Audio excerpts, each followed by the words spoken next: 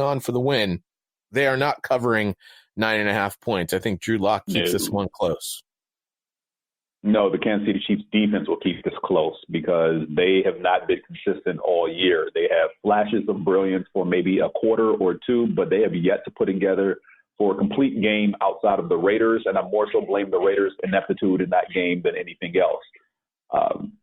The Chiefs aren't going to win a Super Bowl, and while they already have their division locked up, I don't have high hopes for them in the first playoff game, no matter who it's against, because of their defense. Their offense, sure, they can light it up.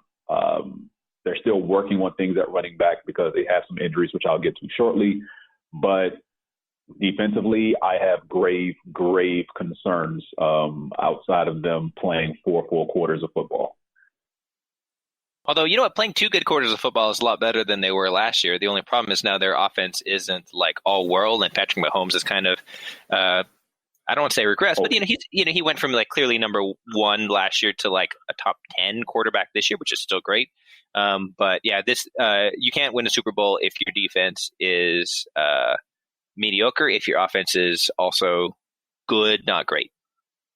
Yeah, Justin, it's kind of hard to, maintain 50 touchdowns and 5,000 yards. The only place to go is backwards. Yeah, although there's certainly no way to convince Nick that over the offseason, was there? Some fans are a little more enthusiastic than others. Quick hits on the injury report, starting with the Chiefs. Maurice Claiborne, cornerback, has a shoulder injury. Frank Clark is dealing with shoulder and illness. And running back Damian Williams is dealing with ribs. All 3 did not practice on Wednesday. Williams was actually limited. Guard Andrew Wiley, he left the game against the Patriots. There's still no word on him yet as far as whether he's going to be ready. For the Denver Broncos, quick hits here. Jawan James, knee injury, didn't practice. Von Miller is still listed as questionable. And Noah Fant has a foot and hip injury. He didn't practice Wednesday. That's probably going to be a big concern for the young rookie on Sunday as well. Cloudy and 31, your weather report for Sunday in Kansas City. Don't have to worry about the weather in Detroit because they play in a dome. Tampa Bay Buccaneers 6-7. The Lions 3-9-1. What'd you say there, James? Tell that to the kickers. Oh, yeah. Well, all the kickers are struggling these days. Buccaneers 21 in the power rankings. The Lions 28th. The Bucs favored by 3.5.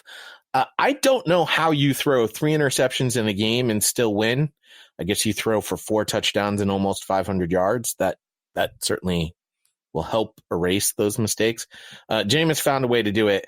I just can't see David Blau, Bo Scarborough being enough to keep up with the Bucs offense, even if Winston throws another 3 interceptions, which, if you're going to give me the over-under on 2, I might take the over. But I'll take the Bucs to win here. I think I've decided that Jameis Winston is the modern incarnation of Eli Manning. The problem is when Eli Manning was doing that, it was more common to be like 30 touchdowns, 25 interceptions in 2019's NFL. That's really, really bad. But it's still better than, like you said, Bo Scarborough. Bo Scarborough didn't even make the Seahawks practice squad. He's a big, heavy load, which was great in college, but that doesn't work in the NFL. Give me the Tampa Bay. Yeah, I wanted to lock this in, but because of a particular injury, I can't, in good conscience, lock it in. And this is a game that the Buccaneers should win, but I feel like because of Winston's turnover issues, not just throwing picks, his fumbling, they'll find a way to blow this game. The big target or big injury for the Buccaneers is Mike Evans, who is doubtful. But they have no plans of placing him on injury reserve with that knee injury from this past Sunday. Winston has a thumb and knee injury. He was limited in practice. Jason Pierre-Paul is also nursing a knee as well. For the Detroit Lions, Stafford is officially listed as out. Bo Scarborough has rib injuries and was limited in walkthrough. And let's see.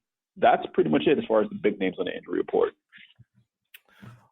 We do have this from Josh, our Lions super fan, and host of Saturday Morning Fantasy Football. In a season that's gone down the drain, Detroit would have a top 5 pick if the season ended today. With no semblance of a run game, we literally could get negative yards on the ground this week against Tampa's incredible run defense. Through the air, it's still Blau season, and we only have one reliable pass catcher in Galladay. He went over 1,000 yards last week with his 10th touchdown. Impressive stuff for playing on such a craptastic team. He's our only hope to score with Jones out. On defense, we need to stop Winston and Godwin, but that could be easier than expected with no Mike Evans in the picture. He doesn't mention Brashad Perriman, by the way, who has really stepped up in Tampa Bay, which is, I think, very interesting. And with no Mike Evans, I think Brashad Perriman is a very sneaky DFS play this week, ladies and gentlemen. I'll just let you know that right now. I could consider playing him in my fantasy playoffs, but I'm not going to risk my fantasy playoffs on Brashad Perriman.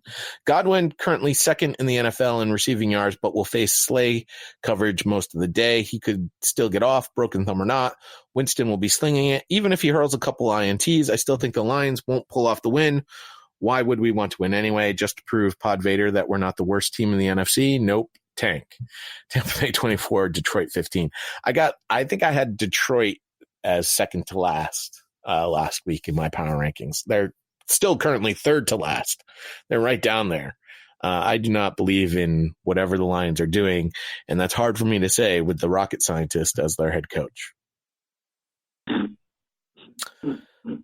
Possibly the game of the week here. The Houston Texans and the Tennessee Titans. Both teams are 8-5. Both teams are in the AFC South. The Texans are 10th in the power rankings. The Titans are 11th. Titans favored at home by 3.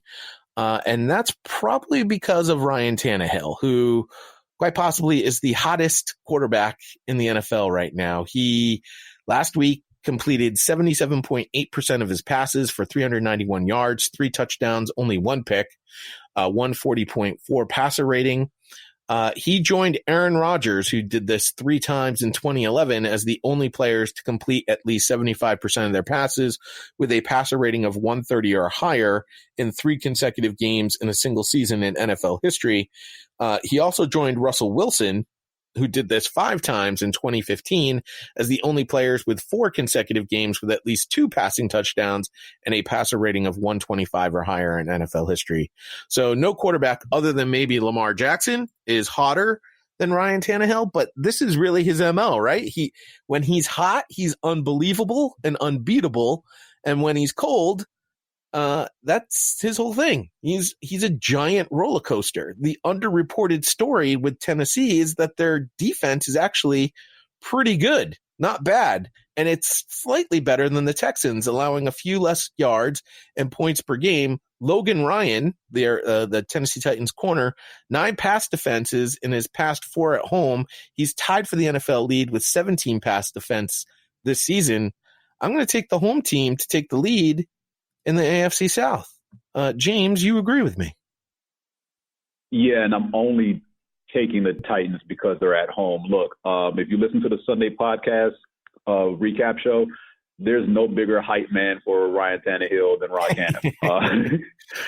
Trust me, every time we get to a Titans game, he's like, let me pontificate for about 5 to 10 minutes here, and he just has a nice little slurp fest for himself, some Ryan Tannehill. And, yeah, this is probably the best Tannehill's played in his entire NFL career, which includes all of Miami. Pretty sure fans there will say that, there were flashes, but not sustained consistency. They've only lost 1 game since he's been the starter. And several weeks ago, we thought this was a division that was going to be taken away by either the Texans or the Colts, and the Texans have lost 2 straight.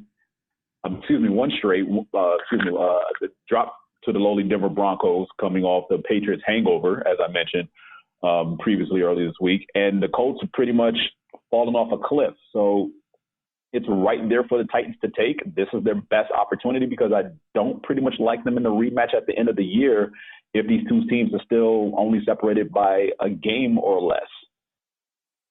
Downright balmy in Nashville this weekend, Justin. 49 and mostly cloudy. Yeah, the only thing that is making this one hard for me is that Ryan Tannehill factor. I mean, it seems like he's having his Case Keenum season right now. So great.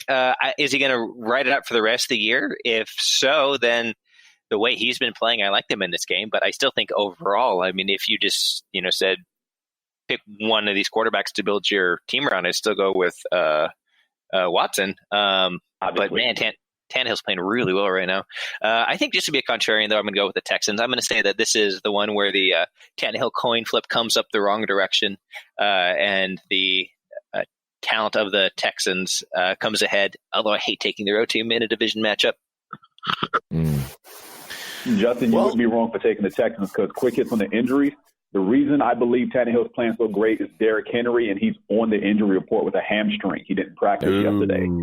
Right. Also showing up on the injury report for the Titans, Adam Humphries is nursing an ankle. Keenan Vaccaro is in a concussion protocol. Adoree Jackson has a foot injury. He didn't practice as well. So there's some big hits in that secondary and some key targets on the offense as well.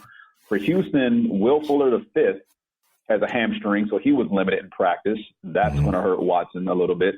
Other than that, Carlos Watkins, defensive end, shows up on the injury report along with a couple of offensive linemen, Max Sharping and Chris Clark.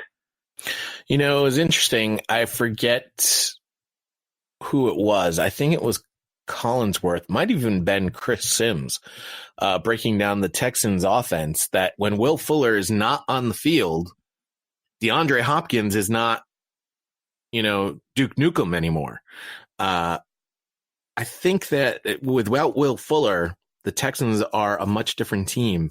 And it's funny because Fuller and Kiki Kuti are two guys that just can't seem to stay healthy for 16 games. They just don't have it in their bodies. But that's why they traded for Kenny Stills as well to, fill in for either of those guys when they're hurt. And Stills has been MIA in this offense. They run a lot of three receiver sets. Like you said, it's QT, it's Fuller, it's Hopkins. But if one of those guys goes out, Stills is supposed to know all three positions. And when he's on the field, it's like he's not there. He's just a body taking up space. So, they need one or both of those guys between Fuller and QT on the field to at least alleviate the double teams that Hopkins sees. This is not a division matchup. It's the Miami Dolphins 3-10, the New York Giants 2-11, the battle for the bottom. The Dolphins 30th in our power rankings, the Giants 31st. The Giants are favored by 3.5 in this game. Does it matter who wins this one? And I asked that and then immediately went, oh, yeah, well, it kind of sort of does, because the Giants are rooting for the Bengals to screw up and win again so that they can grab the number one draft pick, because they would be first in line to take the number one pick away from the Bengals if the Bengals were to win another game this season. Dolphins have already won too many. They're at 3-10. So they shouldn't care if they win. They should now be playing for jobs at this point, which means they should be playing to win. Get rid of this whole idea of tanking, because you're not getting the number one pick anymore. Eli Manning will be at quarterback again. He doesn't have motivation to lose in this particular game if he wants to continue his playing career someplace else other than in New York. I think this game might actually come down to a tie. Might take the Giants are at home. No, I'm going to take the Dolphins. Yeah, all right. The Dolphins are the Dolphins are officially my pick, but I don't feel good about this game. I really, and honestly, not only do I not feel good about this game, I don't care about this game. There's literally nothing in this game that I care about whatsoever. So I can dispense with the injury report for this entire game, right? Correct. Okay, good. What's next? Oh, wait, hold on. Wait. Well, hold on. Well, let me not dispense with the entire thing. There are some big names on both teams out or with injuries. You already mentioned Daniel Jones, Evan Ingram and Rhett Ellison, foot and concussion for the Giants. Golden Tate, foot injury for the Dolphins. Two big names at wide receiver, Albert Wilson, Devontae Parker, still in concussion protocol to both of them. Go. The only thing I want to say is I want the Giants to win, because that returns Eli Manning's career record to exactly 500, and he needs to retire with that, his life in balance. That's it. He's not retiring. Well, there's Eli Manning's playing somewhere next year. Losing records. You want to know what would be really interesting? if Eli Manning ended up in San Diego and with the Los Angeles Chargers. Oh, you mean the team that drafted him? Exactly. That would be pretty funny. I hope he has a sense of humor and tries to make that happen. He really should. All right, so there you go. We really don't care about that game.